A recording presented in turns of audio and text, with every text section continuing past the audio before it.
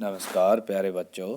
आज हम शिक्षा निदेशालय राष्ट्रीय राजधानी क्षेत्र दिल्ली द्वारा जारी की गई वर्कशीट नंबर 22 का अध्ययन करने जा रहे हैं। विषय विज्ञान है।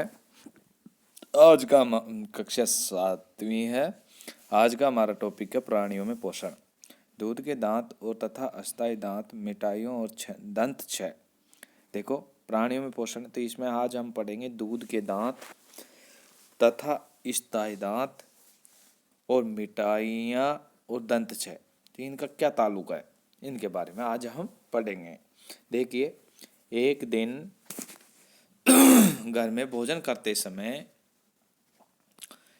देखिए आप यहाँ पर देखिए, एक दिन घर में भोजन करते समय राजू, जो 7 साल का बच्चा है, ने पाया कि उसका एक दांत टीला हो गया।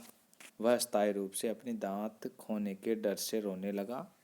उसकी माँ ने मुस्कुराते हुए उससे दूध के दांत और अस्थायी दांत के बारे में बताया। दूध के दांत, चलिए पता करते हैं क्या होते हैं दूध के दांत।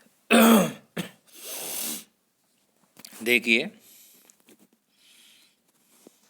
यहाँ पर देखो आप, ये दूध के दांत शैशव काल किसे कहते हैं? बाल्यावस्था, जो 1-2 साल का बच्चा होता है। 1-2 वर्ष की आयु के दौरान दांतों का पहला सेट निकलता है। लगभग 6 से 8 वर्ष की आयु तक ये सभी दांत गिर जाते हैं। इन्हें दूध के दांत कहा जाता है। अरे हाँ, हम सब अपना दूध का दांत खो चुके हैं। फिर मेरा अभी के दांतों का सेट क्या कहलाएगा? तो अभी के दांतों का सेट आपका क्या कहलाएगा? अस्थायी दांत कहलाएगा। क्या कहलाएगा? अस्थायी दांत। अब देखो, यहाँ पर भोजन को मुख के माध्यम से ग्रहण करते हैं, जहाँ वह दांतों की मदद से छोटे छोटे टुकड़ों में पीस दिया जाता है। क्या आप जानते हैं हम अपने जीवन काल में 2 बार दांतों का सेट प्राप्त करते हैं? बिल्कुल, एक तो दूध के दांत और एक अस्थायी दांत। ओके बच्चों, अब हम आगे बढ़ते हैं। देखिए,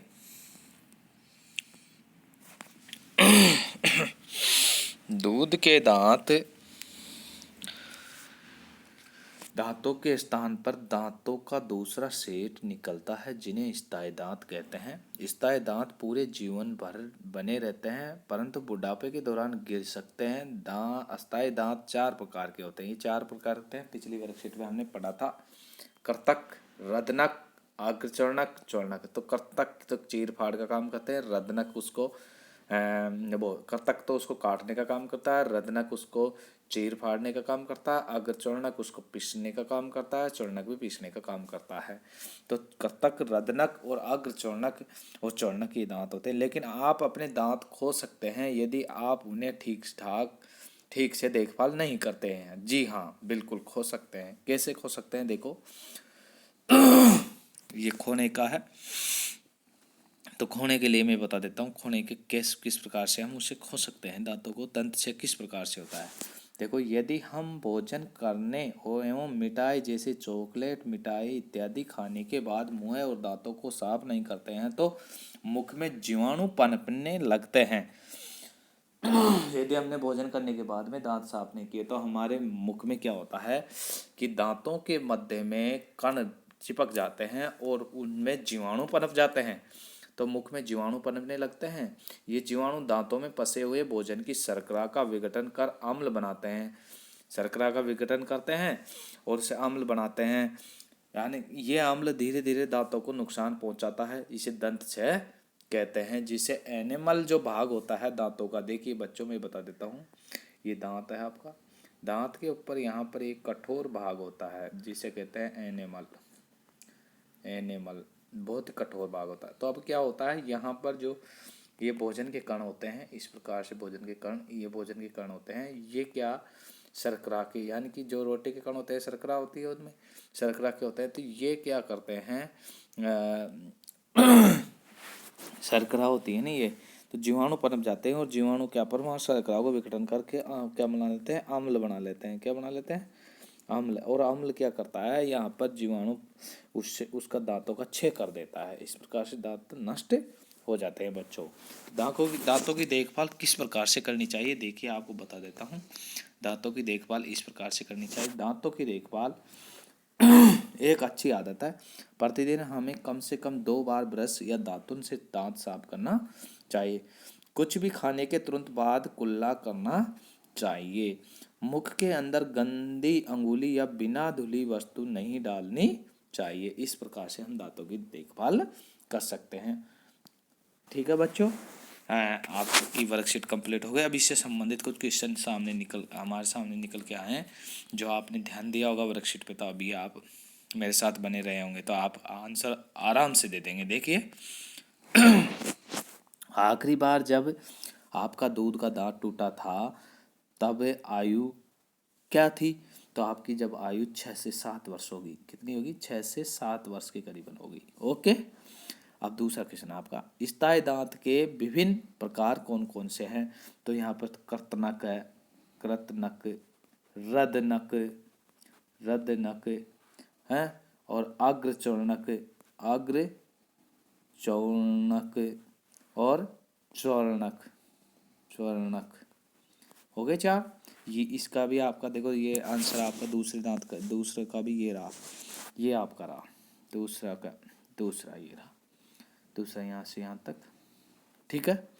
और पहले का आंसर आपका पता है, ये रहा, क्या है 1 2 7, ये पहले का आंसर हो गया। अब देखिए हम आगे बढ़ते हैं। अब देखो, इसके बाद में दंत क्षय के रोकथाम के लिए किन्हीं 3 अच्छी आदतों को लिखिए। तो 3 अच्छी आदतें देखो आपको ये रही। तीसरा क्वेश्चन का आंसर यहाँ से यहाँ तक है। प्रतिदिन हमें कम से कम 2 बार ब्रश और दातुन से दांत साफ करना चाहिए। कुछ भी खाने के तुरंत बाद कुल्ला करना चाहिए।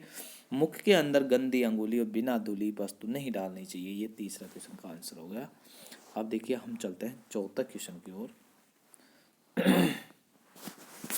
देखिए, अब यहाँ पर हमारा चौथा क्वेश्चन है, रिक्त स्थान भरे। तो देखो यहाँ पर बहुत ही अच्छी चीज़ है, रिक्त स्थान भरे के दौरान दूध के दांतों का सेट निकलता है।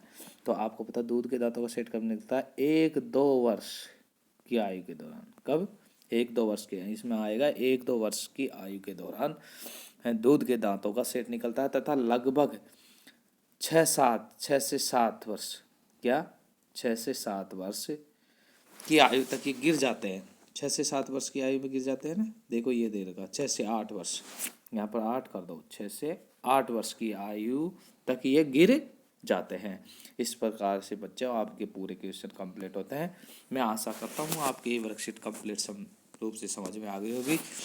यदि किसी बच्चे ने आप में से अब तक मेरा चैनल सब्सक्राइब नहीं किया, वो सब्सक्राइब करें और बेल आइकन को क्लिक करें, जिससे आपको समय पर वीडियो मिल सके। मिलते हैं नेक्स्ट वीडियो तक।